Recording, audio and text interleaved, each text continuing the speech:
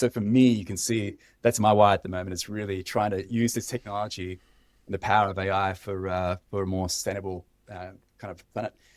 The other thing too, just recently to bring it back home to Australia, it's just not emissions reductions, but it's also nature. And we started the podcast of talking about how I love to explore and get out there and be active. And Australia is in a really interesting situation now where we have lots of different things impacting our country, whether it's fires, etc. But whether it's the reefs are being impacted or kelp by the temperatures in the water that are increasing.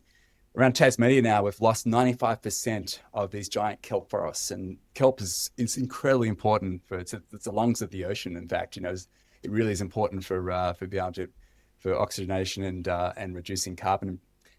95% of the kelps died over the last 4 or 5 years around Tasmania. So we're now basically mapping to figure out where those 5% of kelp still exist, and we're working with CSIRO, quite a few different other organizations to identify why the kelp that still exists, why they didn't die, what's potentially in the DNA there that is resistant to temperature, and then hopefully replenish and go back and to bring kelp back. And so programs like this, which is about climate resilience as much as it is emission reduction, but this is all based upon use of AI, which I think is a really positive way to use AI